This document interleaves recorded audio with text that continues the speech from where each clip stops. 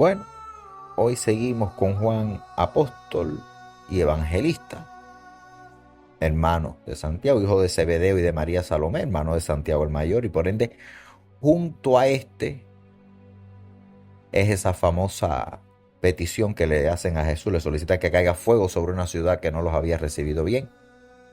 Parece ser que al igual que su hermano tenía un arraigo, una tendencia al grupo de los celotes, que esperaban, como ya he dicho, un Mesías violento y destructor. Al igual que su hermano, Jesús le dice Boanerges, que quiere decir hijos del trueno, aunque su nombre Juan significa Dios es misericordioso. O sea, Jesús le dice Boanerges, hijos del trueno, y sin embargo su nombre Juan significa Dios es misericordioso. Y aquí viene el primer asunto, y es si este era su nombre, y si ese nombre por su significado lo es colocado en forma posterior. Debido a su evangelio, debido a ser apóstol, era muy normal que cambiaran los nombres. Como a Simón le terminaron diciendo Pedro, puede ser que Juan haya nacido con el nombre de Juan, o puede ser que se lo hayan colocado posteriormente. Está, al igual que su hermano, en hechos importantísimos, sino los más relevantes de la vida del Señor. Fíjense, porque está en la resurrección de la hija de Jairo, en la transfiguración, en el huerto de Getsemaní antes de la pasión, al pie de la cruz junto a María Magdalena y María la madre de Jesús.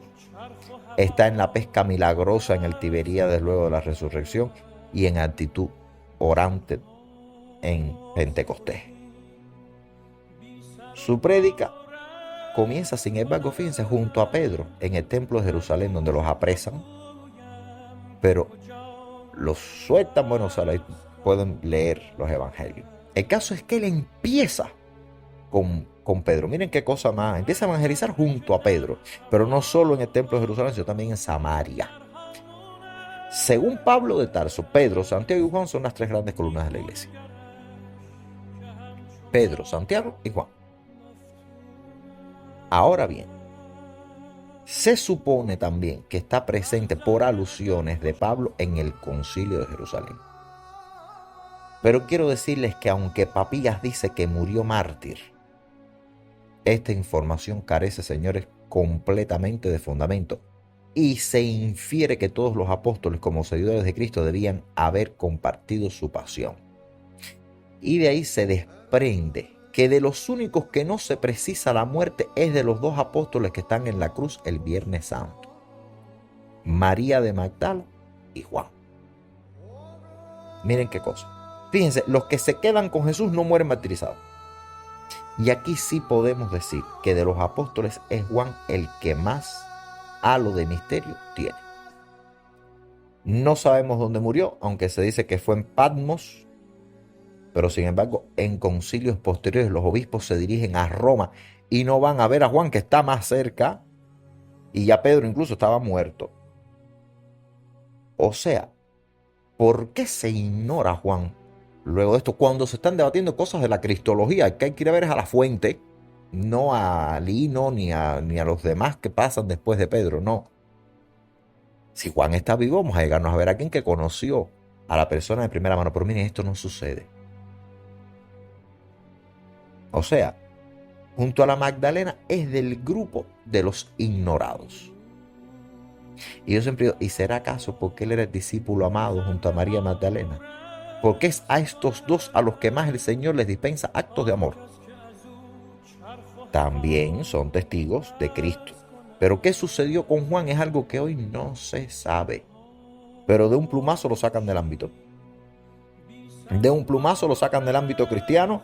Una vez terminado el Concilio de Jerusalén, ya de él no se sabe más nada. De su evangelio, igualmente dudoso. Se quiso retirar primero porque se definió como gnóstico y por tanto apócrifo. Luego lo vuelven a meter como sinóptico. Lo vuelven a quitar y lo vuelven a poner cada vez que venía alguien de los tantos.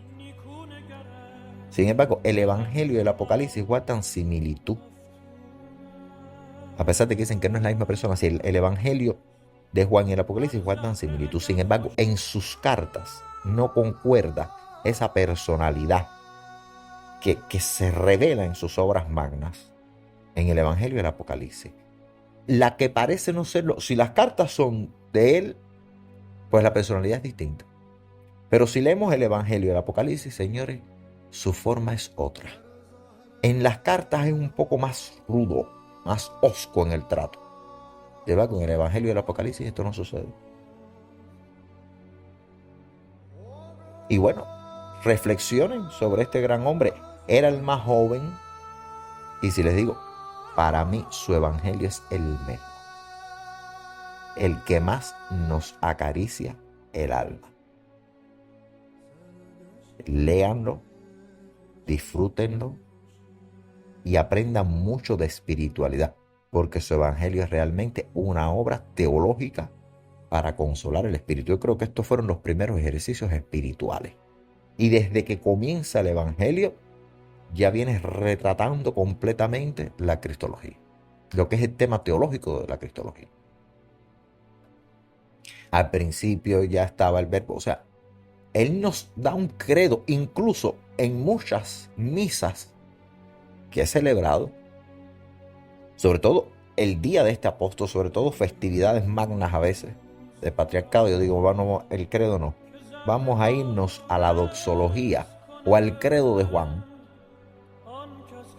que es precioso, precioso, te acaricia el alma. Las personas entienden más a Cristo por Juan que por cualquier otro apóstol, porque por otros, por cualquier otro evangelista, porque Juan es apóstol y evangelista. Si lees a Mateo, estás leyendo como si fuera un judío que está leyendo una realidad. Mateo va a la genealogía de Jesús. Marcos pone a Pedro como centro de la cristología.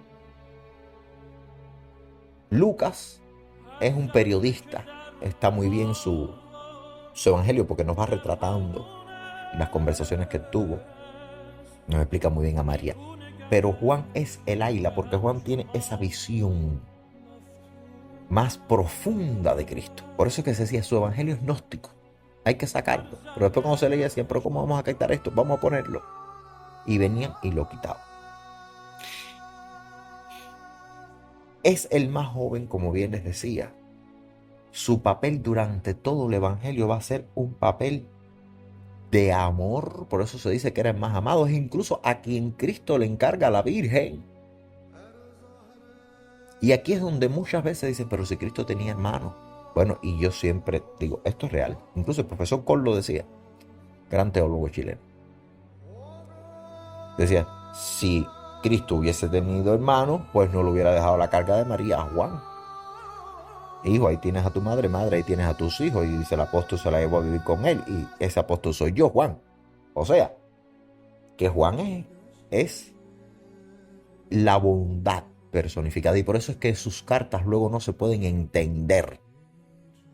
Cómo una persona cambia tanto de humor, de forma, de sentencia, de dogma. Entonces Juan fue el discípulo más amado. El caso es que yo digo que no sé si Juan fue el discípulo más amado, pero que más amó a Jesús, él y María Magdalena, Señor. Porque todavía María, y digo que Juan se la juega más que María, y les voy a decir por qué. Porque María Magdalena podrían decir, es una mujer, déjenla, las mujeres son tontas, las mujeres, ustedes saben el pensamiento machista de aquella época, que hoy todavía muchas mujeres lo arrastran, ¿eh? La mujer está inculcando más machismo que el hombre. Esta es una mujer, esta es tonta y la otra es la madre. Dejen esas dos mujeres que se encarguen para cuando bajen el cuerpo, que sea que le den un beso, que lloren un poco. De ahí viene la famosa palabra llorar como una Magdalena. Pero Juan era hombre. Y todos los apóstoles hombres eran vistos por los judíos como potenciales incitadores, como potenciales cabecillas, como potenciales delincuentes. Y a Juan no lo apresan. Pero Juan no hace como Pedro, que dice, me voy de aquí porque me van a matar. No, Juan se queda al pie de la cruz. Mira qué cosa. Pero no solo al pie de la cruz de lejos, no, al pie de la cruz junto con lo que es Jesús, María la madre y la Magdalena. O sea que él arriesga su vida por estar al pie de la cruz. Y eso nos dice quién es Juan. Yo no sé si fue, a mí siempre que me preguntan de una cosa, yo no sé si él fue el más amado. Ahora yo puedo decir que fue el que más amó. El que más amó, Juan. Incluso este patriarcado, que es el patriarcado de Magdala, de María Magdalena, porque saben ustedes que para nosotros es apóstol, cumple con todo, ya llegaremos a ella, reconoce que el riesgo de morir no recaía en María Magdalena, sino en Juan por estar ahí, porque era hombre. Y porque además ya parecía haber tenido una relación con los celotes cuando dice que caiga fuego sobre esta ciudad. O sea, Juan está en el lugar en que peor se podía estar ese día. Y no escondido entre la multitud, no, sino al lado de María, porque si no, Cristo no le dice, hijo, ahí tienes a tu madre, madre, ahí tienes a tu hijo. Si no, no se lo dice. Si Juan llega a estar atrás, fuera, lejos, y Cristo ni lo ve, le dice, bueno, aquí están dos y el otro.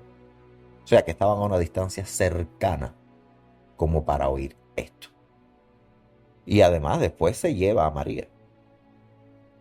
Muchas personas dicen, María por eso no tuvo hijos biológicos, porque si tuviera hijos biológicos no le echan esa caca a Juan. Y yo siempre digo, cuidado, que Cristo era muy Cristo. Cristo no tuvo. Por eso esto del ADN ahora de la familia de Cristo, a nosotros nos importa poco.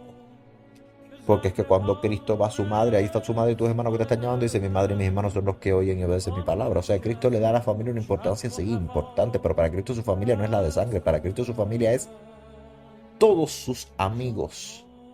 Y amigos de Cristo era la humanidad, o la inmensa mayoría.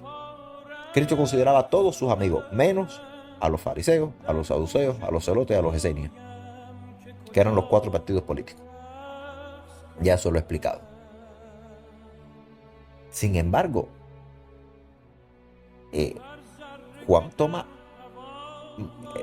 Cristo puede ver que es María consolando a Juan y Juan consolando a María y por eso ponerla como madre y no quita que María tuviese hijos biológicos de ella. O sea, no, esto no es una muestra. El profesor Coe siempre dice, si tuviera hijos, pues se hubiera hecho algún hijo. Y bueno, es que esto no se puede definir porque podría tener hermanos y decir, bueno, crucificaron a mi hermano porque estaba loco, porque eso se decía del Señor. Fíjense, entre las tantas burlas, al Señor lo llevaron desde un loco, desde borracho, desde comilón, hasta lo peor del mundo. O sea, Cristo fue el hombre que más blasfemias ha tenido a través de la historia. De la humanidad, fíjense, de la humanidad. Y la sigue teniendo. Y es el hombre al que todavía se le sigue echando escombro arriba. Fíjense cómo es. Entonces Juan, yo digo que no sé si fue el más amado, pero fue el que más lo amó. Porque siendo hombre estaba al pie de la cruz y podían decirle, tú que ya tienes una relación con los celotes, aquí al pie de la cruz no, pues te echo mano. Otras personas dicen, él no estuvo al pie de la cruz, era otro. Porque si estuviese al pie de la cruz ya lo hubieran metido preso. No sabemos por qué. Ahora, el evangelio hay que creer en lo que es el evangelio. Siempre concuerden que Juan está en un punto de la crucifixión. Con este personaje que ya les digo, ya les he dicho todo. ¿Qué más se puede decir de Juan? Que Dios les bendiga hasta un próximo encuentro.